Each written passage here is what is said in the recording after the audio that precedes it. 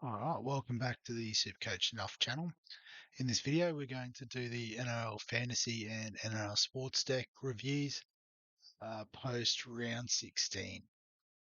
So we'll kick off with the NRL Fantasy. And as you can see, a score of 650, which wasn't too bad overall. Actually pushed up in the ranks about 1,000 spots. If we go back to round 15. Yeah, so I was just outside the top 15k. Now I'm just outside the top 14k. So a good result there. But as we look through the team, you might start to notice the problem that's coming up this week. So Jake Simkin, we traded in last week as a cheap option, and he got us a 52. So a really nice return from Jake. And hopefully should start to make a bit of cash over the next few weeks. Obviously on the buy this week. But Appy Coruscant's not due back until about round 20. So pretty happy to have him on board.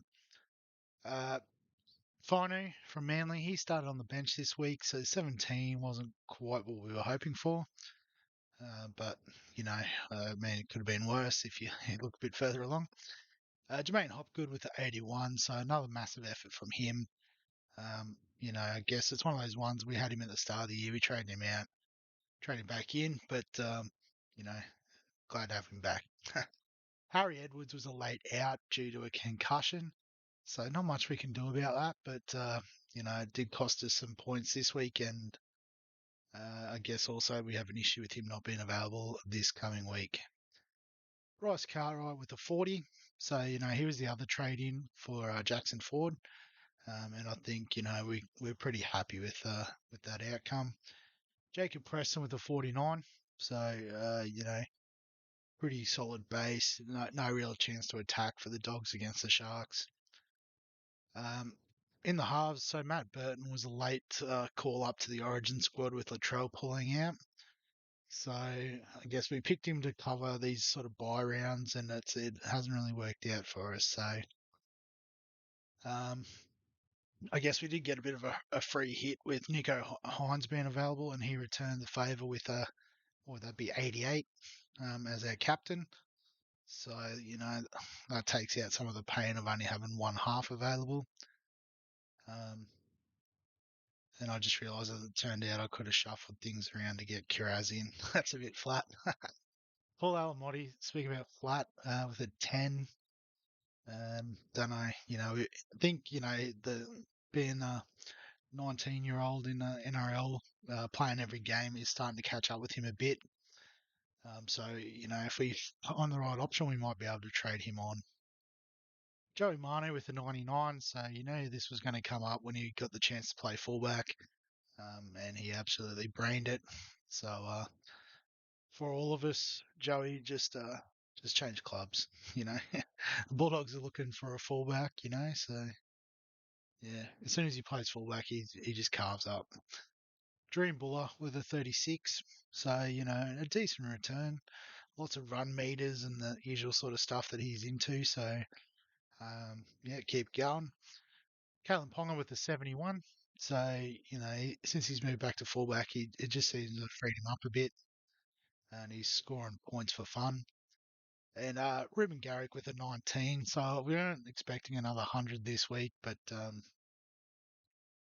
yeah, we would have liked a little bit more than that. When he's playing in the centres, there is that chance that that's going to happen. We had Jacob Kira stuck on the bench, but as I said, what I should have done if I'd paid more attention was actually slide Ponga up into the halves. We would have got 12, but completely forgot about NRL Fantasy over the weekend, and everyone else was either on the bye or getting ready to play Origin. So in terms of how we're looking this week, as I said, it is a little bit dire at the moment. So we'll bring Harry Grant on. Isaiah left. Isaiah on.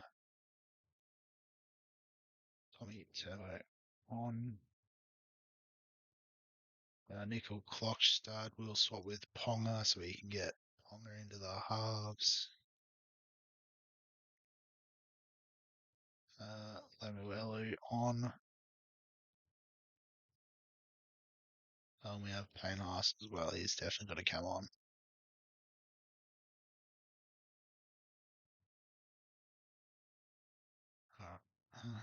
Push, push Cook up to the top of the list just for aesthetic sake. So at the moment, we've only got 14. So obviously Nico's not playing this week, and it is potentially a bit of a concern. However, um, I only found out this myself this week. So if you're not aware, um, NRL Fantasy is looking out for you. They're actually holding some of the trades back until round 20. So I believe they said there's 8 trades between round 20 and round 27 that will be made available.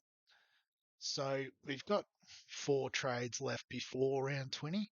Um, and I guess given also the fact that I'll be sort of away for a couple of weeks um, and not really paying attention, I'm going to potentially use all 4 this week just to try and prepare the team as best I can for the next few weeks coming up. So I guess in terms of how we're going to do it, I just realised we've got one less than I said. I didn't realise Preston's on the bye, so swap him with Hopgood, and Hopgood will then swap with Preston.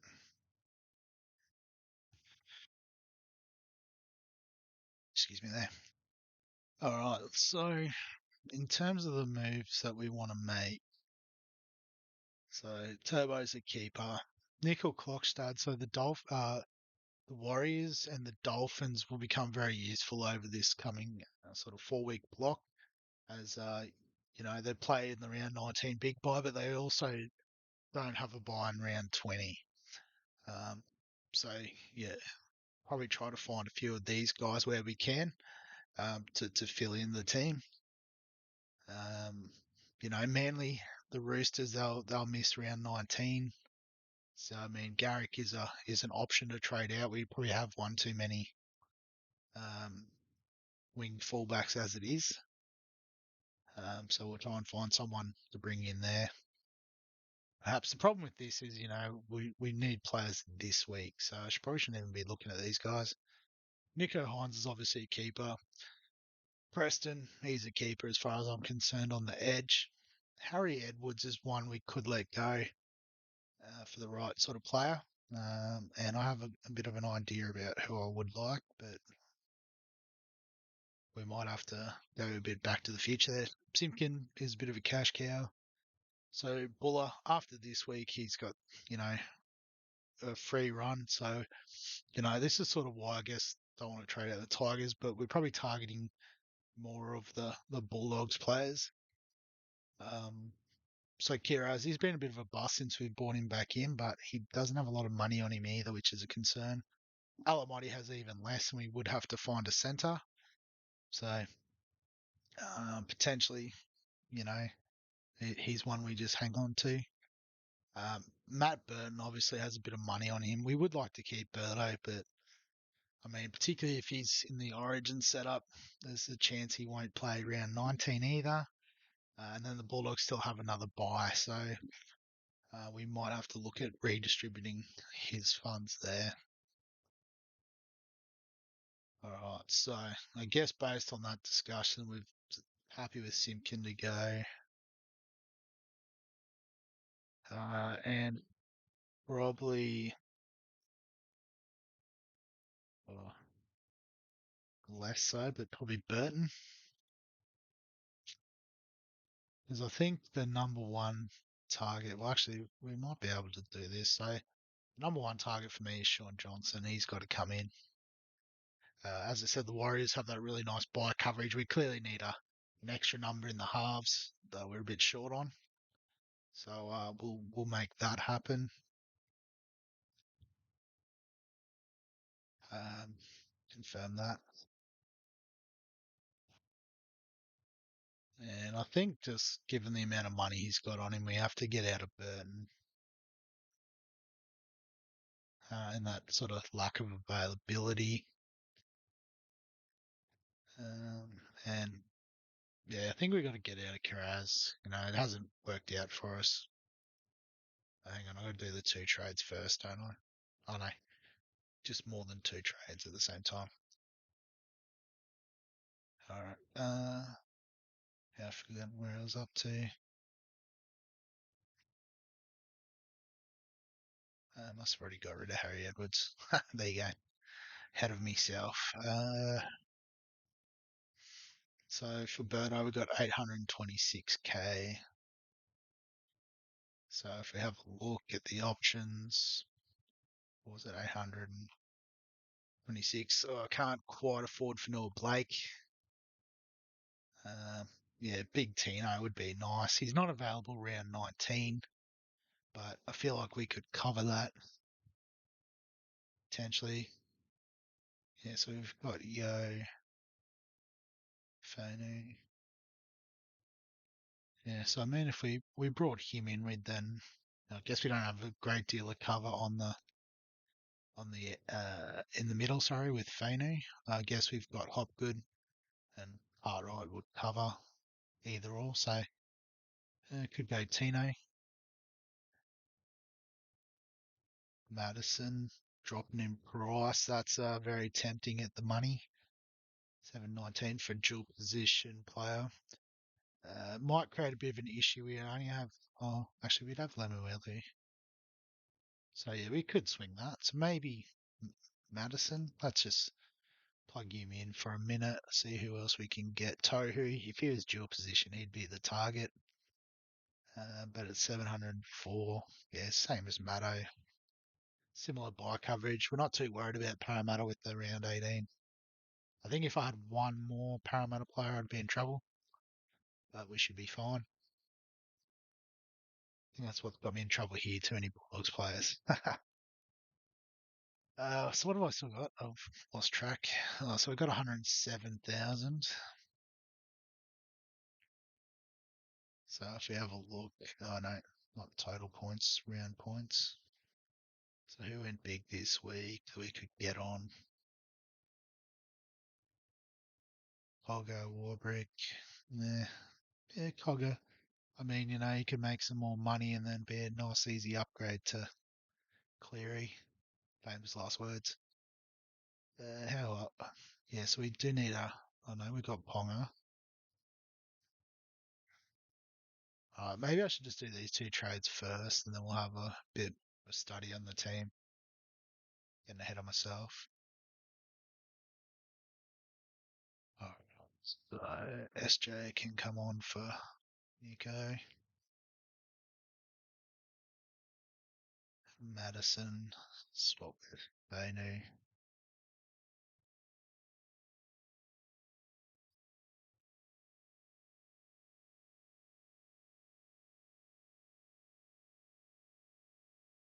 Push up.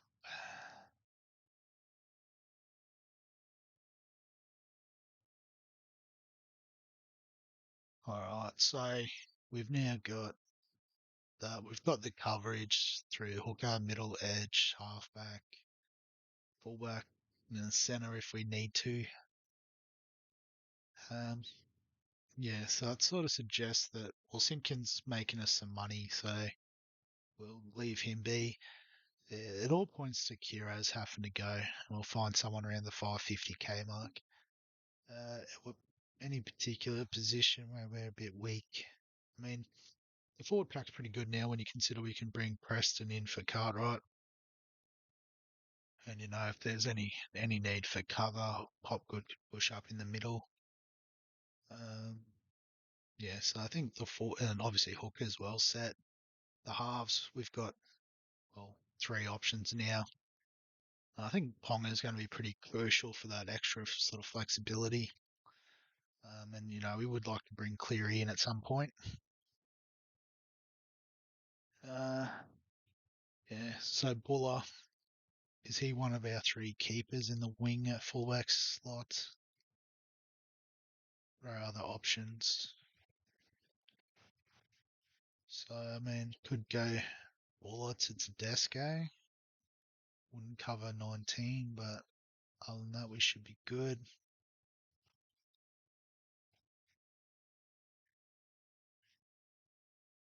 We could get someone like Ron Toto, just pure base.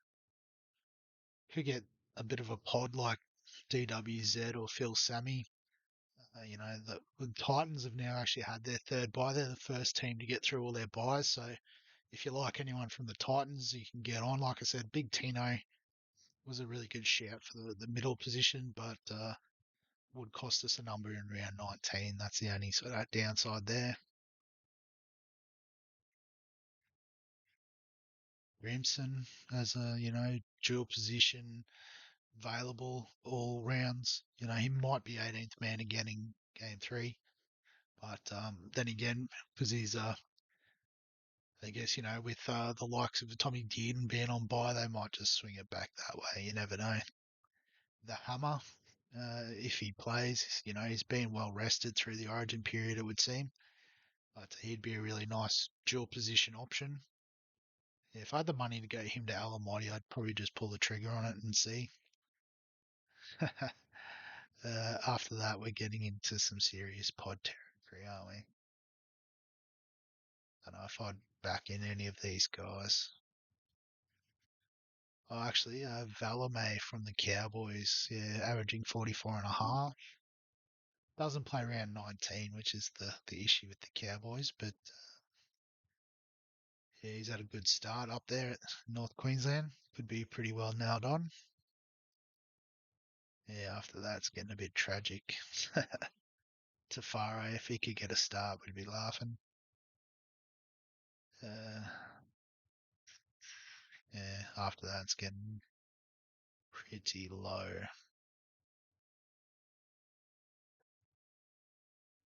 Yeah, okay. So that does. So yeah, I guess we sort of got off track. We were talking about keepers, weren't we? So yeah, Nickel Clockstade's a keeper, Turbo's a keeper. I think Buller's a keeper too. So yeah, obviously Garrick's got some money. We could get into some of that potentially, but let's see what we can get for Kiraz and Alamotti. 930. So let's start at the bargain basement. We'll go from there. Because I guess this would only really need to be a pick for this week. Um, Donahue might be an interesting one. I'd have to look at his break even, but if Jeremy Marshall King doesn't get up from his shoulder injury, that could score us some points this week, and then we can, not stress about that. Uh, Carl Lawton, he's pretty much lost the bit of money he had playing off the bench, so that's backup hooker type role, I think. All the bottom dollar cheapies, if any of them get up, we could have a 1 week go on them, I suppose. Can't foresee any of them getting up. Bailey Sirenen just playing bit parts off the bench, not ideal.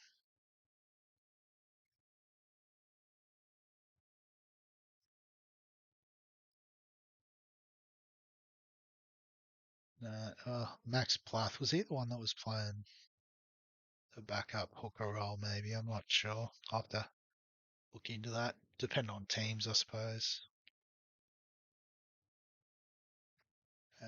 Where are we up to? 250k guys. Yeah, bit iffy. Sonny Luke, no thank you. Okay, Weeks. No, only if he was playing fullback for an extended period. Tom Jenkins, I think he'd be one and done, wouldn't he? Unfortunately.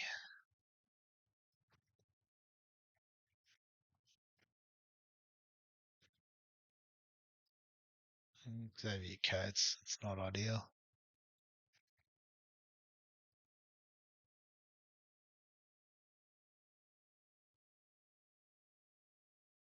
Dylan Lucas, so it'd be interesting if he got named on the the second row again, I think he's just holding Frizzell's spot, so probably not worth looking at. But if Frizzell was rested or potentially injured in Origin, we could go him.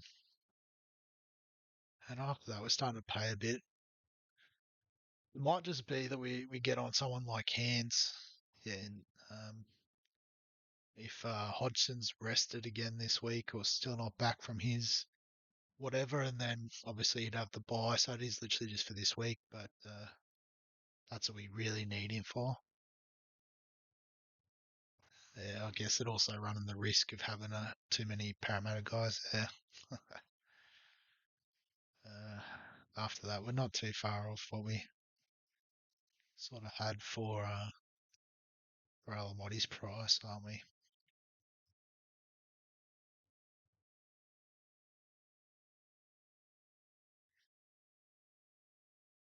What's his Matt Calf? What's he? He might already be too far out of reach. Metcalf, 377. Yeah, see, that's just pretty much a straight swap for Alamotti. He's looked alright as a cheap option.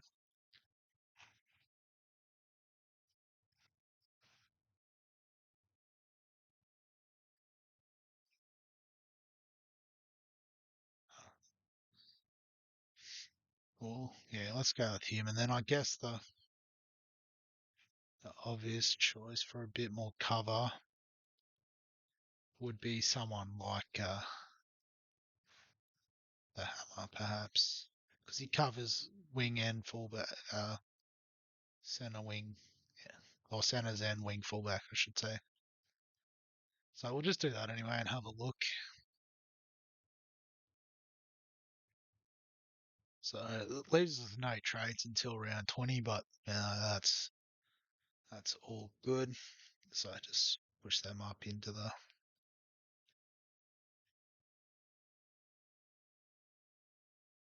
reserve slot. So we would end up with 17 this week, which is nice. Next week we'd have the three Parramatta guys missing, so and you'd assume everyone's fairly secure in their job. So 18 next week, which is great. Round 19, we only need 13, but we would have 1, 2, 3, 4, 5, 6, 7, 8, 9, 10, 11, maybe with Hines. So it's not the best, but I think the average for this round was 11. So, yeah, so maybe we look for an alternate option to the Hammer that's actually playing. Like I said, it might depend on something like Valence Tafare getting a start or things like that. But I guess just to keep the video somewhat brief, we'll leave it there. That's just me thinking out loud. So yeah, got 15 plus, those two trades, whatever they end up being there. With the Sportsdeck team, so 732 this week, which dropped us 3 ranks overall. So we just pretty much held our spot, which is ideally what you want in the buys. Again, we've probably overloaded on the Bulldogs, Sharks, and Tigers players in this team. But just to quickly run through the players, Marnie 45, Fainu 20, Hopgood 93, massive, Olaquatu 37, Preston 45. So, nothing too much to write home about there other than Hopgood. Nico Hines with the 92 as captain was a nice pickup. Schuster with the 25, Oluwapu with the 2. That's a bit flat. Garrick with the 20. Yeah, Marnie's 95, Ponga 75, Buller 45. So a lot of crossover players in this team, obviously. But yeah, do a bit of shuffling to get the players on reset the reserves as well. Get the big boys back on. Oh, not Edwards. Fino on the bench. So pretty well set in the front row or second row rather for this week. Not so much in the halves. We've only got Schuster. We can probably fix that. Psycho and Nico Klokstad away. He plays first, doesn't he? Might get a Ponga or something like that on the bench. Doesn't really matter at this point. So we've got a full bench, but we do have a player missing here. So what I'm thinking, we've got 13 trades left, but we can probably be a bit efficient with it. It's a bit of a pod move, but why not? Oluwapu out, and the player that I'm looking to bring in is AJ Brimson. So as we talked about, he would be available for every other game. Maybe he gets picked in the Origin squad for round 19, but I think we're not too badly covered for that. So if we were to do something like that, he'd then switch in there like that. And then in terms of the captaincy and vice captaincy, go Hopgood as captain. Um, Nickel Klokstad as the VC, I think, is the best move.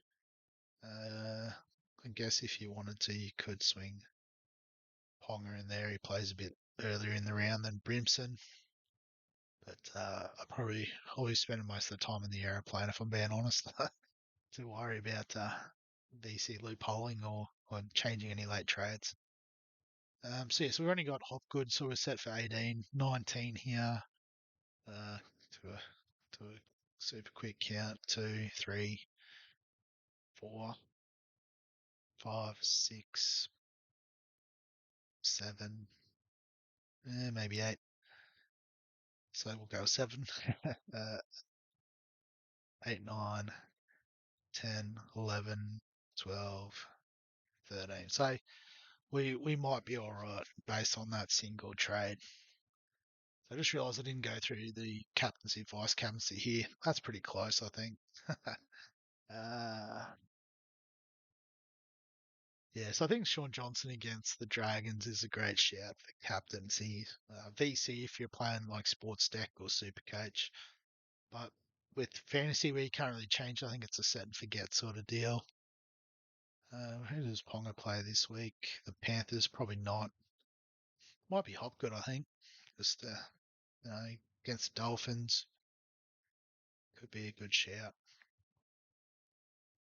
All right, but yeah, we'll just leave it there for the time being. So if you've got any thoughts on the sides or